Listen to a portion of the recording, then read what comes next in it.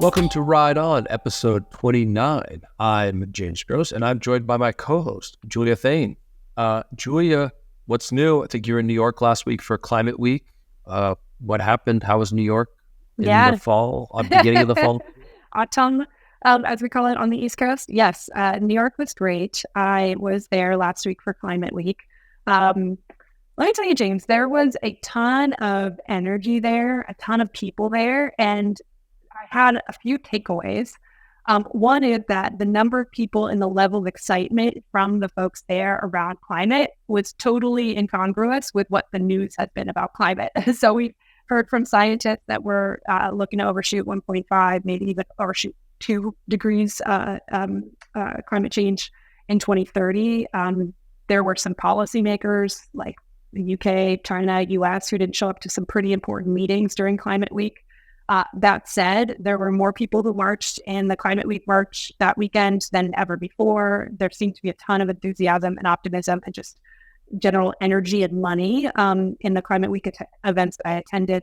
And so all of that was really, I would say, energizing. The second key takeaway for me is that Climate Week this year was about tech and finance. Like policymakers didn't really show up as much or didn't show up as much in full force as they have in previous years. And so it seems like finally kind of like tech and finance are understanding their role in the climate transition and really showing up en masse to do that. The third takeaway, James, is there wasn't a ton of micromobility at Climate Week.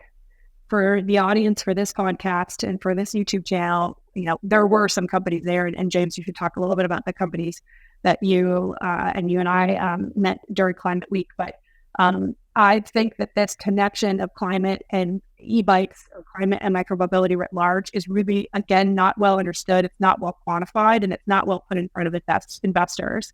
So I think that continues in my mind, like this is my thing, that I think we continue to underestimate the power of associating climate now with micromobility solutions, especially privately owned ones, in a way that's kind of detrimental to the overall level of investment in micromobility. So James, what do you think? Agree, disagree with any of what I just said about Climate Week and the presence of micromobility there?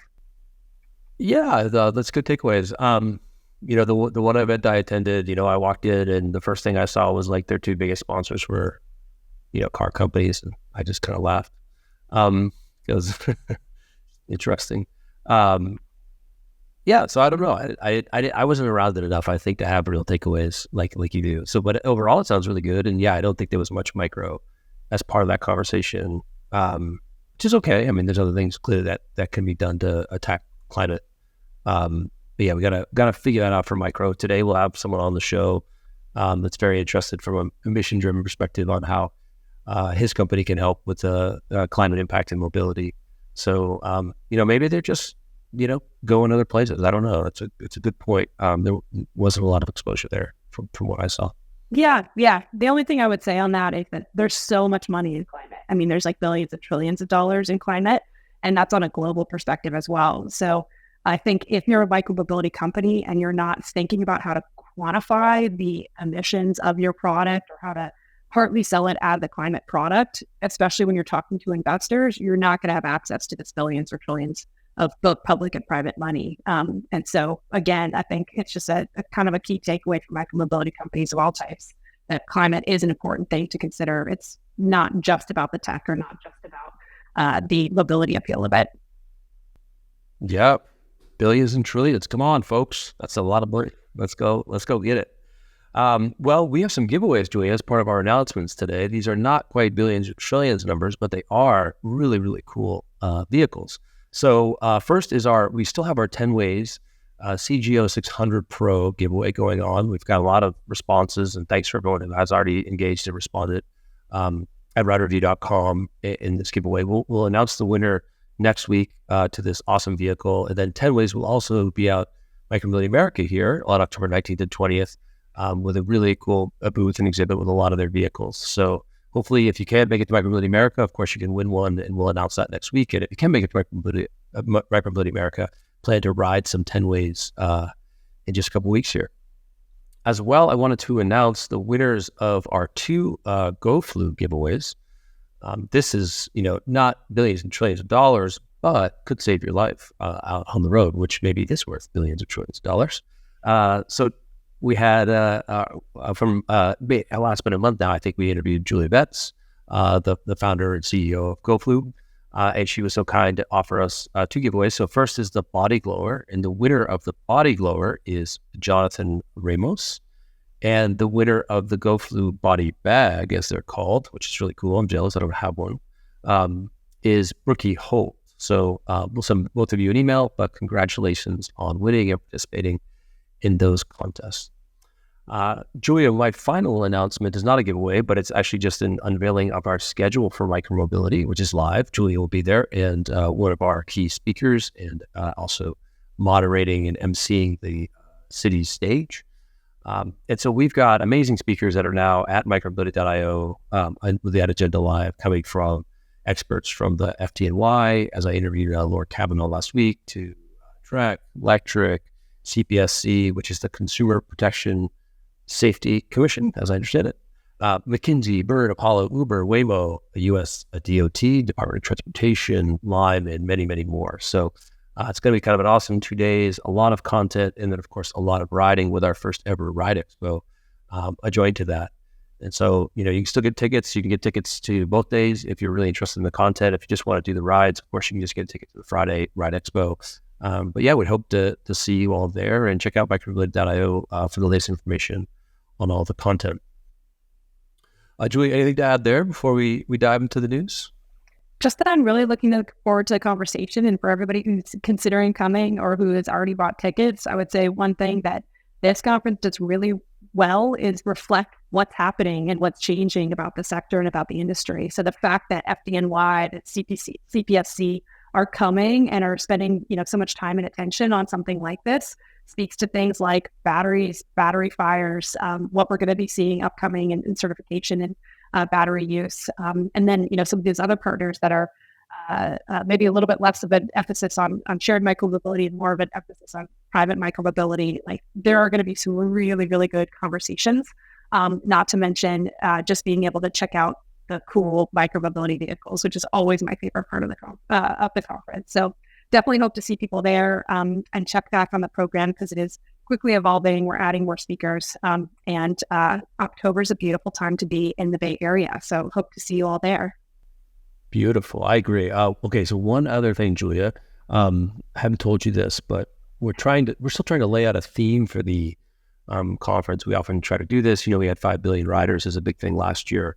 And in talking to Horace Dedu, of course, who's a big part of our team, he has been very kind of heads down excited about the Vision Pro that Apple has put out. And as well, even earlier this week from Meta, they've re-released their Ray-Ban glasses and showed the integration of AI into their Ray-Ban glasses. And Horace is very excited. Again, I just tell this to the viewers, we're not necessarily completely set in stone yet, on this idea of so many of these new technologies. So you mentioned a lot like CPSC and FDNY and the changing nature of like the concerns we have around batteries. But then we also have like Waymo coming, and of course we know Waymo's play in self-driving cars. And then with Apple and Meta, now they're coming out with, of course, like these vision and these technologies. And Horace has this idea of, increasingly the next computing platform will be about looking up, not down, right? And making the world your canvas. And so, really, where before you could argue clearly the iPhone or other technologies like it had a big impact on mobility, maps and things like that. At the same time, these newer technologies, which we, maybe wear on our face or we wear around us, and also are combined with a lot of software, to really allow us to maybe change the way we move, and in a really positive light. So I'll just tease that out, that Horace is working on that. I would expect a lot of kind of announcements from us and thoughts around that from us. And hopefully we'll, while we haven't announced it, we'll also see some of those companies I was just talking about also at our event, discussing how some of their technology can change mobility. And so, yeah, that's just one final thing I wanted to tease out that we're really excited about, and hope to have some more information on soon. Excellent. Cool. Well, James, should we get into the news? Let's do it. All right. This week is a good news week. which is my favorite kind of week. Love a good news week. And want to start with the first story around how Americans' travel patterns have changed. There is a think tank in DC called the Brookings Institute. They have a really good research program on cities called the Metropolitan Policy Program. And they recently put out a report just analyzing how Americans' travel patterns have changed since the pandemic. Top line, what they found is that Americans are commuting less, and they're also taking more short trips. So the kinds of quick jaunts that are really perfectly suited for micromobility modes. According to the analysis, people have generally substituted those longer commutes for shorter but more frequent trips to eat, shop, and run errands. And one of the things I found really interesting about this report, James, is that, essentially when you look overall at vehicle miles traveled or passenger miles traveled, we recovered completely in 2022 compared to 2019. So now people are, traveling at the same level they used to be. But the types of travel they're doing is very different city by city. So the TLDR of this analysis and what really people should take away from it is that cities are going to have to be much more context specific in how they create transportation options that really match people's new needs from the transportation network overall. So I thought that was super interesting and something that absolutely we'll have to talk about on the city stage at Micromobility America. And James, I'm just wondering, anecdotally, like you were in New York, you live kind of closer to San Diego. Does that track with what you've been seeing on the ground? Yeah, definitely. We'll share the graph. But the graph is pretty great in that it shows the broader New York City, New Jersey, and Long Island areas with the largest kind of change in trips, up almost like 100% from 2019 to 2022. That's awesome. Congratulations to them. I'd also like to point out just really quickly that while it is so much of New York City clearly in terms of population, New Jersey still, and we've covered this before, but Jersey City has been able to accomplish now Vision Zero, I think for 1 or 2 years in a row now. And the way they're such a great case study in terms of how they've not just mode shifted, but really helped people feel much more secure walking and biking than maybe anywhere else in the country at this point. And so that's just a great case study. I'd love to get someone from Jersey City at our events, or maybe I'll just to talk about that, because it is this broader area, not just New York City, that's winning there. And I think they have a big part of that. Juxtapose that to, and Julia, I was talking to you about this a little bit, but I was just in Connecticut, the area at Westport, and which is a really nice area. I have friends there and was working. And I was shocked. I was there, probably covered 25, 30 miles over a couple of days, and I saw one e-bike. And now, again, coming from California, in an area that clearly people can kind of afford e-bikes, I wouldn't think it's a price issue. That was really shocking to see, especially with such a beautiful area at a beautiful time of the year. And I think that comes a lot down to, of course, policy and the way those roads are designed. And, so it's not just all of it's so deliberate, I think, what's happening in Jersey City, for instance, versus what's happening in Westport, Connecticut. And so those are things that all can change, though, and hopefully they will. And just other shout outs to, a lot of California cities that moved up a lot. San Diego, as you mentioned, Julia, Bakersfield, LA, San Francisco Bay Area has grown quite a bit. And then also just, because I don't think we covered enough, some of the, just other areas that are not, say, coastal. It's really cool to see places like Ohio, Toledo, Ohio, Chicago, broader areas, Joliet, Naperville, Baton Rouge, Cleveland, Mentor, Ohio, Cincinnati is up there on the leaderboard too, and in the broader area around there. So just, great to see. Yeah. And hopefully it continues. Yeah. And notes for viewers, the charts that James is referencing are from Bloomberg. So Brookings analysis really talked about how travel patterns have shifted within U.S. cities. And so the tension there is that some of these short trips might actually be replaced by cars, whereas we really, from all sorts of perspectives, livability included, need to substitute them with walking and cycling. This Bloomberg analysis and Bloomberg chart looked at how U.S. bike trips have changed since 2019 in some of the largest cities across the country. And there were some, as James mentioned, some huge winners. New York, San Diego, Bakersfield, Las Vegas, Richmond, even LA actually was among the winners of metropolitan areas where we've really seen up to 96% increase in growth in trips. And then some places that used to be like familiar, cycling hubs like Portland or like Minneapolis actually had either a drop off, a reduction in number of trips, a reduction, a reduction in number of trips, or they just had slower growth rates. So I think really, really interesting. The moment is now. As much as we talk about, tech and finance getting into micromobility, we still always need good policymaking, and that good policymaking has to not only include the incentives and the rebates, it has to include the fundamentals like the bike lanes, everything else. So just, James, to round out that story with a couple more stats. According to smartphone data, Americans overall took 37% more bike trips in 2022 than in 2019.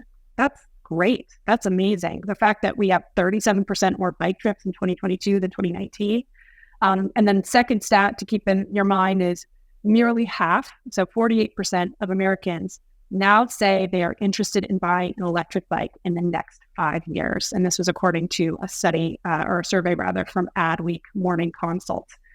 James, what do you think the role is of e-bikes in pushing up some of these bike trip numbers and in that growth in American cities between 2019 and today? I think it's all of it. I haven't seen the study, but my guess would be, my guess would be acoustic riding is down since 2019 to 2022. So I would guess it's not only displaced some acoustic riding, it's been net positive. Yeah, it's where all that growth is. And then, the other thing I'd say, and you mentioned it with the Brookings study, but it's so cool how, a lot of, we talk it off a lot about mode shift, but what some of that behavior from Brookings shows is, of course, that like mobility can be additive when it's enjoyable. And, so you might actually go on more trips. You might decide to change your trip. You might not daisy chain out as much if you're on a e-bike versus in a car where you feel like, I'm going out once, I'm going to do all these trips. You might take more. So there's just some really cool patterns there that I would imagine also create some growth and, just make us more mobile. There's so many productive reasons as a society we want to be more mobile, whether it's putting eyes on the street, whether it's, bringing commerce to businesses, whether it's exchanging and meeting new people. It's just so great to see these numbers because they have such great second and third order effects, much beyond just like someone not driving in a car per se. Yeah. I want to make a few more points on this before going to the next news story. I mean, this is a really important topic. One is that also implicit in, having people take more short trips is this need to underscore land use and housing and like a new match of having housing closer to places where you need to go. And I think that's the subtext of the Brookings Institute analysis. And as I've always said, urbanism is the opposite side of the coin of micromobility. Like cities and e-bikes walk hand in hand. So you really need to have that emphasis on land use policy. The second thing is, James, just anecdotally, I would agree with this. The growth is 100% attributable to e-bikes. And also now folks are swapping out acoustic bikes for e-bikes. And I'm not even sure that they're keeping their acoustic bikes. And I'm definitely seeing that in LA, where when I look at bikes now, I mean, like 9 times out of 10, it's an e-bike rather than an acoustic bike. What that says to me, this is like my final takeaway before I'll move on to the next topic, is that we just need more retrofitting solutions. Like there's going to be a lot of stranded assets out there in acoustic bikes. I think, having this safe option for being able to put a battery on a bike, or another company actually that we saw at Climate Week, Clip, where they like literally clip onto an acoustic bike and are able to make it an e-bike. Things like that are probably under-innovated on in the market and will be a huge boon, not just to what we're seeing in the US, but also what we could see worldwide. So James, any other final comments? Yeah. Otherwise I'll move on. No, yeah, let's go. Yeah, okay. So just on this topic of all electric, the question here, important for all bike share operators, is the future of bike share all electric. In Detroit, the nonprofit service there that runs our bike share logo says its electric bikes are ridden 3 times more than its standard bikes. In LA, the number is something like 6 times more. In New York, I believe it's 5 times more. So again, when we talk about whether it's privately owned micromobility or shared micromobility,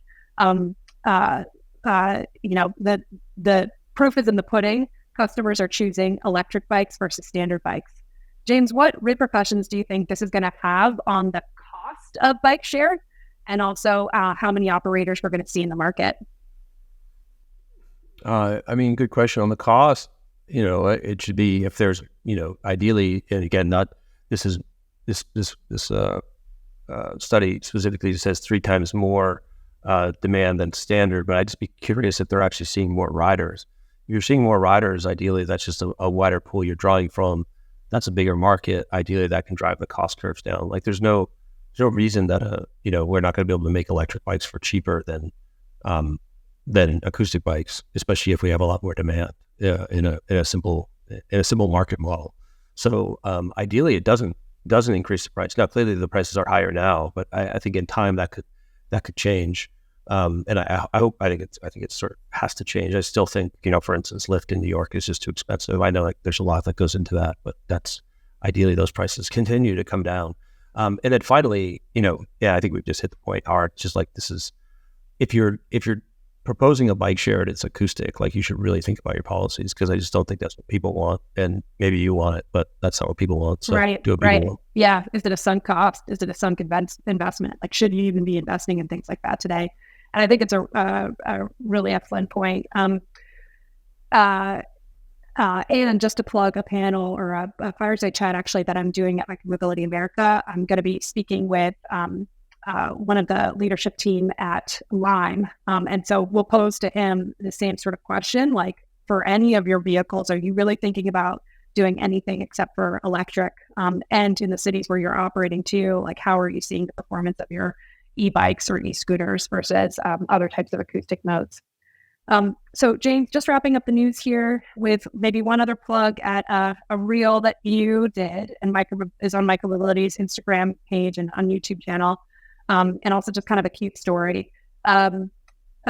These days, only 1 in 10 American children bike or walk to school, which if you have kids, creates this car line chaos and like a host of other social problems around schools. But fortunately, folks like James and others are leading these bike buses that are happening with kids around the country and really around the world who are all sort of getting together on their bikes. And it's like the most adorable little thing, seeing all the little kids bike to school with their parents. So James, I feel like I can't really report on this story because I don't have kids. I just kind of live across from a school. But what do you think? Like, what besides bike buses, what's another alternative to, and what would you like to see in this space? Well, maybe it's you living across the street from school as part of the host of social problems that 1 in only 10 kids riding or walking to school creates, which is like, again, if you've seen the chaos that happens because of these drop off and pickup lines, it causes problems for everyone. People around the school. It creates a lot of course, car congestion. It creates a lot of pollution because cars are just idling a lot right there in residential neighborhoods, which just residential neighborhoods aren't as they used to. And so it's just one of those things that we'll share the article from The Atlantic, of course, where they wrote a long piece about this. But the idea is, it's 1 in 10 today. About 50 years ago, half of kids rode or walked to school, and then the other half mostly were driven by bus. So, it's just ideally a better mode share than every kid being dropped off in an individual car as well. So it's just an interesting social phenomenon where the market doesn't like this, right? Like no one likes this necessarily, right? This is inefficient, it's expensive, it's wasteful, it's all these things, right? And so you just have to think, oh, this will actually be solved at some point. The bike bus is a really clever hack to that, right? And again, the bike bus I've been involved in are super small. People have done much bigger ones. I'd say it doesn't matter how big they are, you should do it no matter what. But like, what are the other hacks and what are the other ways we're going to get around this? Because it doesn't really, we tend not to get less efficient over time. But like, this is a very good example that every parent goes through, and it's incredibly wasteful. So, how do we get around this? And so it's cool that The Atlantic is highlighting this, talking about this. And I think in general, one of the big things about micromobility is like we can solve for these big inefficiencies in the market, and it's one ride at a time. But I think I'm hopeful that we'll solve these problems, and there'll be more that will come, but we can knock some out. Awesome. James, why don't you take us through the launches? Yeah, so we got a couple weeks of launches here, Julia. One, I want to talk about a couple car brands. So Honda last week released the Honda Moto Compacto, which is kind of their 21st century version of their 80s hit, kind of cult classic. The Moto Compacto was designed for like easy storage, people in urban environments. It is like the cutest little thing ever. People loved it. They discontinued it, and now they're bringing it back. And of course, they're bringing it back as an all-electric vehicle, which just seems like so cool and so fun.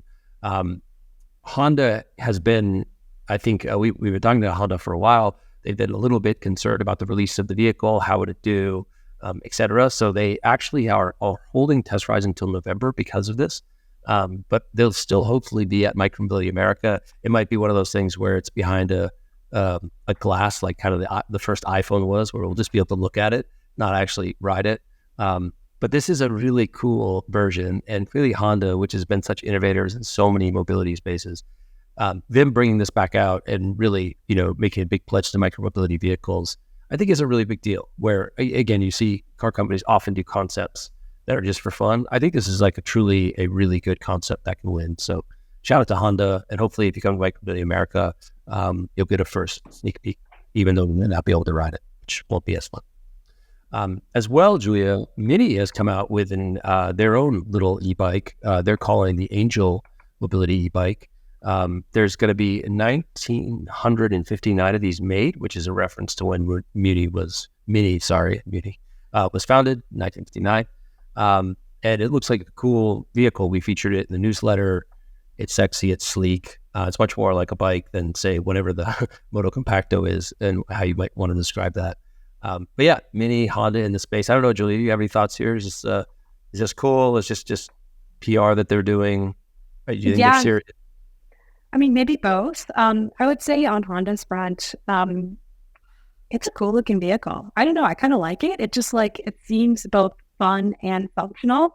And what I find interesting with a lot of these brands, when they're doing their marketing materials, the backdrop is always SoCal. So what that says to me too is a lot of these companies are actually going after SoCal consumers as their first and biggest market.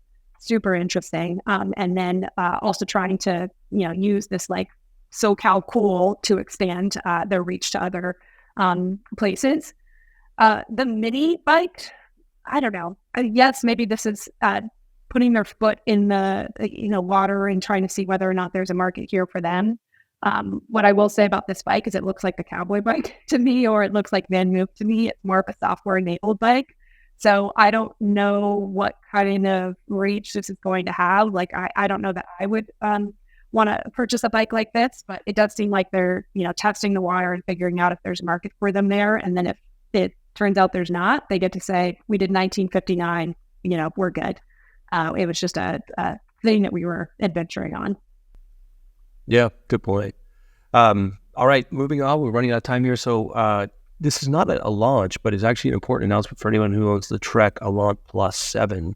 The CPSC, who will be at Micromobility America, actually, as Julie mentioned, is doing a recall of their product for a brake issue, which is actually a pretty serious issue that, riders, if you do own the Trek Elan 7, I think you should take this recall very seriously.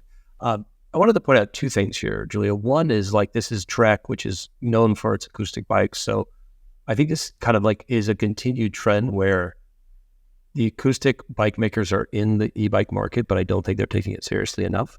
And two is that the recall, as at least from the guidance of the CPSC, was only 7,000 units, which is a pretty small number in the construct of how many e-bikes are sold, especially from, some of the ones that we know, like the Rads and the electrics that sell a lot more.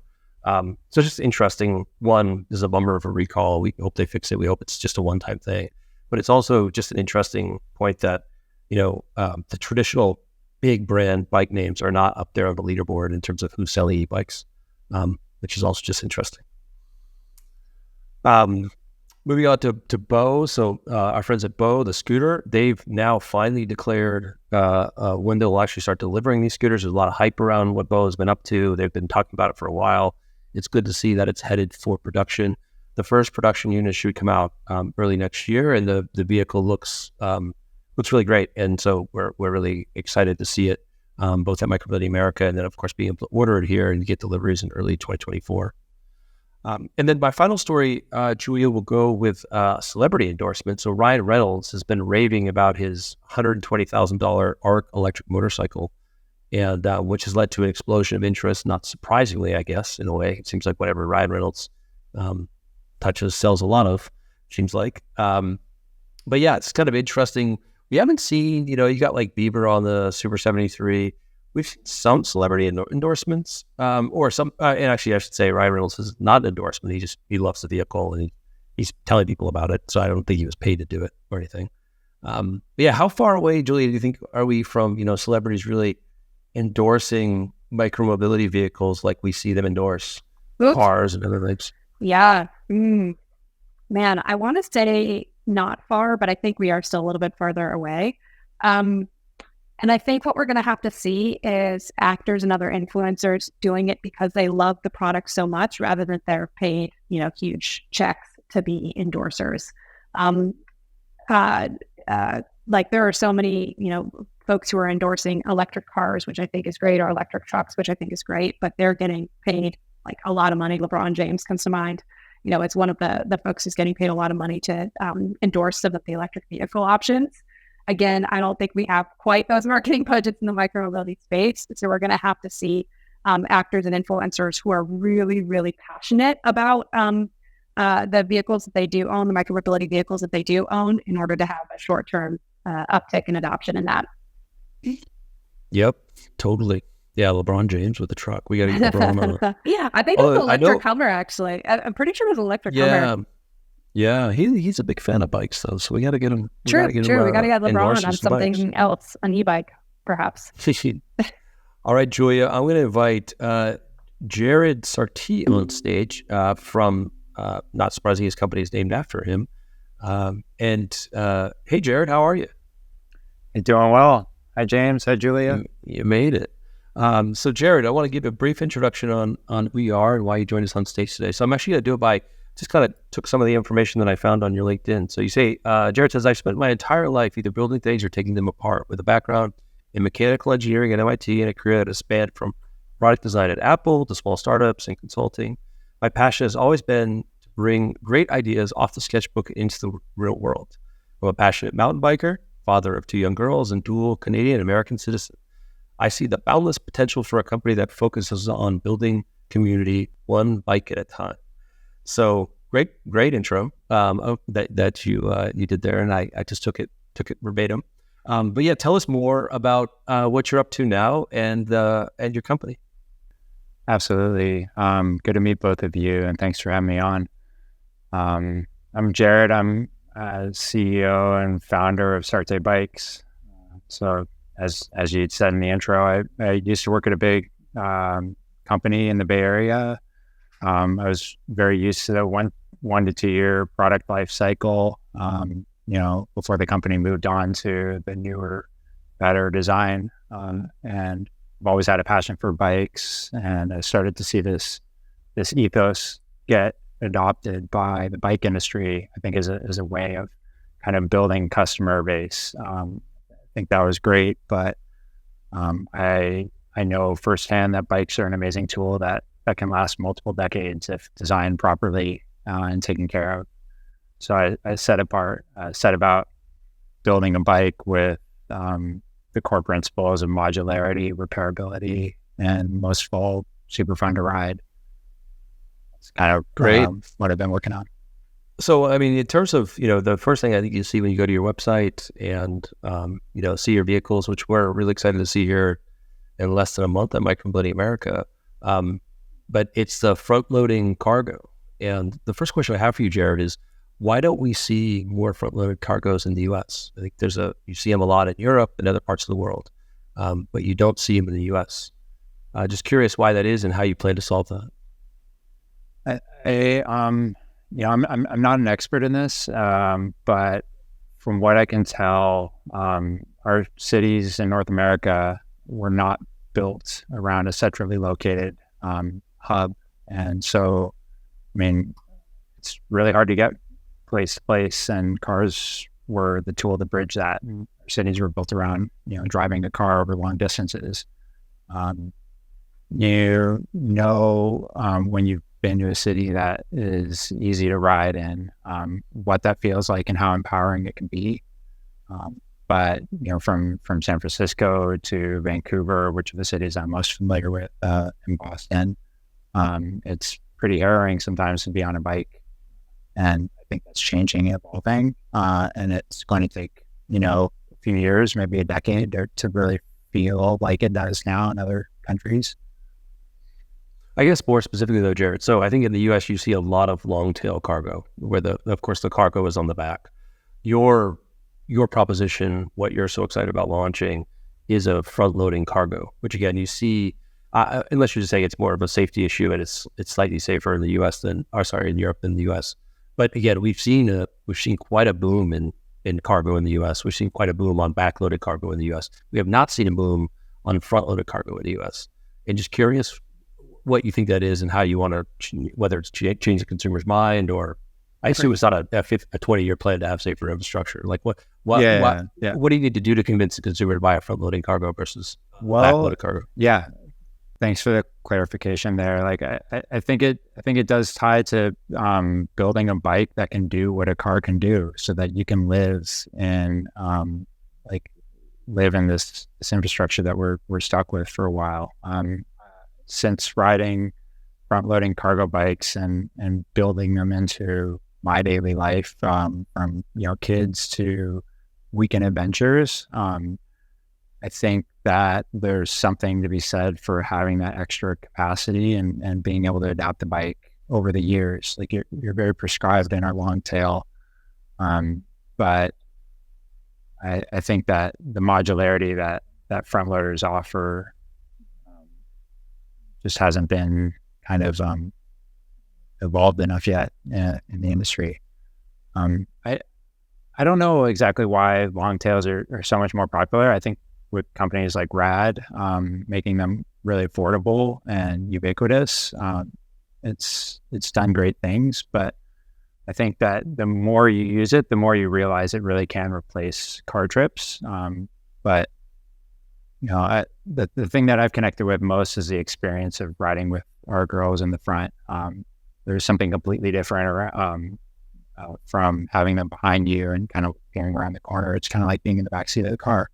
But sharing that experience with them up front, being able to look and observe and see the world together is something that I think is kind of untapped and undiscovered.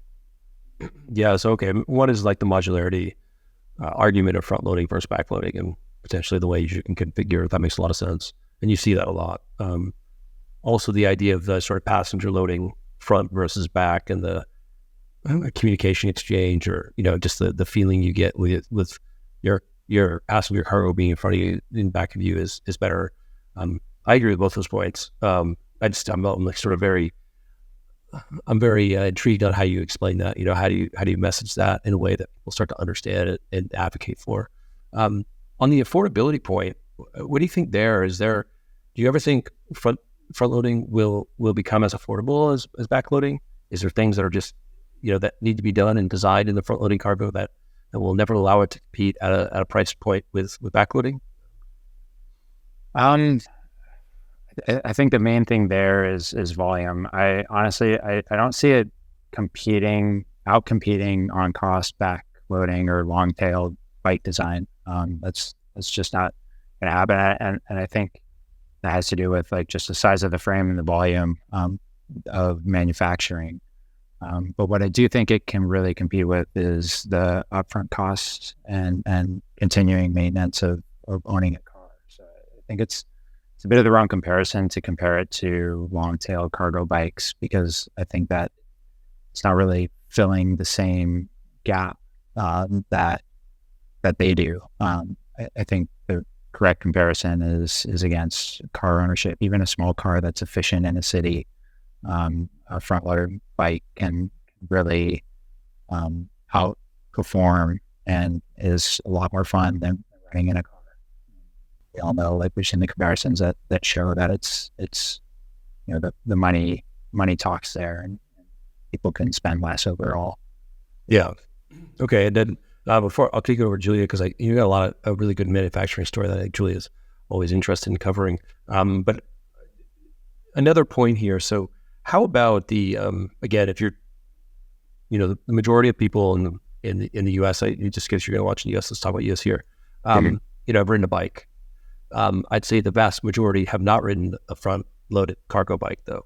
And so, one opinion I have is backloading long-tail cargo is just a little bit more like a bike. Once you get onto a front load, it's a slightly different. It's just a slightly different position. It's a slightly different comfort. How do you get over that hump with the customer to understand that? Again, some of these benefits are great, like the passengers being in front of you. It's a better experience that way. But what about just the idea that, hey, this is scary, this is hard, this is heavy, this doesn't balance the same. What's the plan there? How do you change the consumers? How do you get consumers over potentially some of those perception issues? We've been kind of out and locally public for the past 6 months, and it wasn't till the last month at the Fully Charged show in Vancouver that I really could start to have a good answer for you. And I think the answer is to be with people as they have this new experience and work with them as they learn it. So you're right. The bike is, the very first turn you make on a cargo bike, you're likely going to put a foot down and tip over. And that's a very uncomfortable experience for somebody who's used to riding a bike. But you have that experience with somebody that knows you can do it. It completely changes the game. We didn't have one person fall over or feel too wigged out to ride the bike when we shared that experience with them. And it wasn't more than a couple of turns or 30 seconds until they were just as comfortable. And a lot of what I try to do design wise is bridge that gap too. So I think that these bikes they're heavy, they're cumbersome. The steering isn't very comfortable. And those are all things I'm very intimately familiar with as a, kind of adventure rider and enthusiast. And I didn't want to have any reasons why, people can get on and ride away, first try, because it's kind of a make or break moment. Sure. Yeah. It speaks to a little bit of, as you talk about really going after the car as a replacement, potentially your sales motion as well, complementing maybe the way cars are sold, which is, you go to the dealership, you try it, you come with a license, of course. So you have a sense of how to drive. Sounds like something similar for you might work very well versus say, like, let's just, you mentioned Rad earlier, the DTC model of getting the backloaded cargo in the mail and putting it together and riding it. With your experience, you might have a more high touch, more of a, a retail sales motion where you're actually touching the customer more, or retail people are touching the customer more, helping with those first couple of rides, which, again, makes a lot of sense if you're going to replace a car for a lot of trips. Yeah. Yeah, absolutely. I mean, I don't think it's the most efficient way to start a business. I don't think I picked the easier path here. But I love it and I believe in it so much because of the personal experience that I've had and the connection I've built with other riders that have shared that experience. And I think we're going to do our best to communicate that in a way that meets people where they are. Part of going to Micromobility America and the Fully Charged show is to actually make these connections in person. And it's a huge bike. Sometimes it comes on a pallet. It's expensive to ship. Like, we can't just send demo bikes across the country. Like, that's not viable for a small company like ours. So we need to connect with people as best as possible. Yeah, that makes sense. Julia, over to you. Yeah. And Jared, might be asking one of the few last questions here. First of all, I always like having people on the show that in their bio say that they're girl dads. So I just wanted to compliment you on that. And amazing to have well, I guess James is also a girl dad, but a couple of girl dads on the show. The second thing, Jared, is about manufacturing.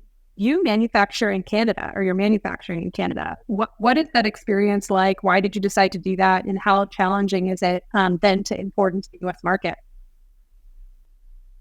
Yeah, thanks. I love my girls. definitely wasn't my fault. But like I think yeah, thanks for that. Manufacturing in Canada was something I saw that was important to kind of build on that connection with our customers. I am familiar with the higher volume Taiwanese manufacturing and the minimum orders that are needed for that, but I wanted the opportunity to build bikes exactly as our customers wanted them. And if there wasn't something about the original build that worked for them, I wanted really no reason why we couldn't adapt and change and focus on their needs directly. This is a big purchase, and I think it's difficult when you're in that situation, trying to sell something that isn't quite a great fit for the customer. It was also easier to kind of bootstrap a company off of a lower volume manufacturing process. So we have pre-ordered a lot of the components that we think are standardized, but we focus completely on building the frames, one at a time or batch at a time, and building up bikes as the orders come in. Fantastic. Okay. Well, I know we're getting close to time here, but Jared, really wanted to thank you for coming on the show and talking to us about your product and also about being at Micromobility America. I think James is this one of the only front tail cargo bike that we're going to have at the show? I think there'll be others, but I think it's the most. Yeah, I think it's the most intriguing. I think the story of how you're manufacturing it, Jared, is amazing, and I hope you're getting help from the Canadian government on that. And so I think it's a great story, and definitely I don't want to say it's the only front tail large team because I might be wrong on that even, but yeah, it's a very cool story, and we're excited to have you, Jared, and very excited to ride it. So thanks for coming on. Yeah, thank you so much. I'm really looking forward to meeting you both in person and showing people what we've been working on. It's going to be great to be back in the Bay Area again. Yeah, we'll have you back. Okay, Jared. All right, Jared, thank you again. All right, thank you too. Have a good one. See you soon. Bye. Bye. All right, Julia, that's it for the show. We're running late, and we'll see you next week. Right on.